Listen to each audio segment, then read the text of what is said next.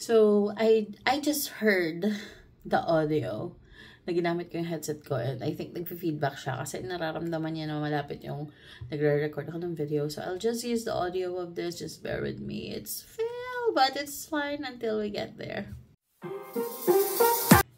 Okay. Ayan, so, hello everyone. Welcome back. It's been months since last time na nag-upload ako ng first podcast. Now, I checked when it was and how did I deliver that first podcast. And it's so funny and nakaka-cringe talaga lalo nung intro. Kasi pinapakinggan ko siya kanina. Sabi ko, why is it like this? Is it really me or something?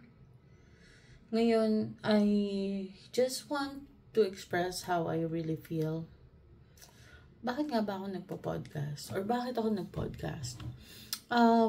First of all, simula noon pa, panahon pa ng hapon, charing, na nagko-content ako, di ko alam kung anong gusto kong maging image sa social media. Awkward kasi talaga. And hindi ko alam kung para ba ako dito o ano, pero hindi ko makuha kung saan at ano ako. I guess, fake ako. Kasi sabi nila, diba, maging natural ka lang. So ngayon, ayun ang hahanapin natin. Since kahit ako, gulong-gulo na. Siguro, it's better kung mag-open or magiging open book ako sa inyo. Dito lang specifically sa podcast na to, since wala namang nanonood, diba? Sisimulan ko sa pagpapakilala ko sa sarili ko, sa history ng buhay ko, kahit wala kayong pakialam. Hindi muna ako magiging presentable today, okay? Kakatapos lang ng work ko, so let's get started. Okay. So, first of all, simulan natin sa pangalan ko. Ano ba yung history ng pangalan ko? Ano ba yung totoong pangalan ko? And bakit Nix niya ako ang nakikita ninyong pangalan ko sa social media? Okay. First, my full name is Christine Arcine Basco. Let's put it this way. Christine Arcine Isip Bibay Basco. So that's my complete name. And bakit naging Nix yung pangalan ko? Or bakit Nix yung naging pangalan ko sa social media? So Nix, it's because akala nila Nicole. Nicole ba pangalan mo, ate? Diba? Kasi most of the people, kapag narinig yung Nix, it's either Nicole. Yun yung unang papasok sa isip ninyo, Nicole. No, I'm not Nicole. I'm just Nix. Nix because hindi Nicole, Nicolas. Nicolas pala talaga ang pangalan ko. So, Nix, it's because of my second name. Because of Arcine. Arcine is a combination. Naks, may history talaga. Sige, yun nga siya. Nix is, Arcine is a combination of my mom and dad's name. It's R for Armando and Scene for High Scene. So, yun yung pangalan. Doon nakuha yung Arcine.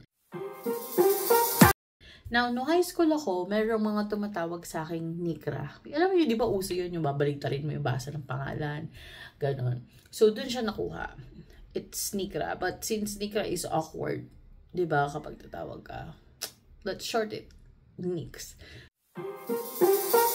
So, actually, Facebook naman kasi, di ba, parang college days ko na siya sinimulan. So, yun. And Nix niya ako. And other social media, ano siya, Nixby. Nixby, it's because of my last name. But Nix niya ako sa ibang social accounts ko. It's because of some ownership. Parang ginawa ko siyang niya ako.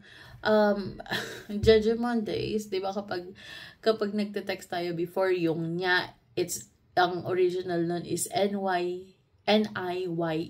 Nya.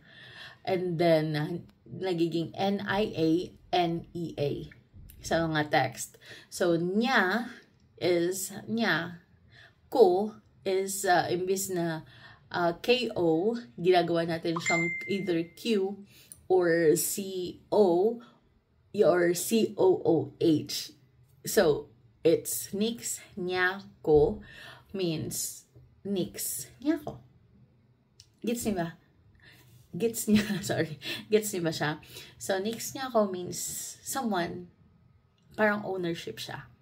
So, that's, yung pangalan ko man sa social media or my status in social media may not show there that I am taken, but Nix Nyako means I am taken. Yan siya. So, yun yung history ng name ko. Okay na ba? So, that's our first, second episode na pala to. So, ano pa bang next nating pag-uusapan? So, I'm done with my name. Okay. Ano ang edad ko? Sige. I'll be open about it na, pero hindi ko naman talaga ito ino-open kahit kanino. I was born August 18, 1992.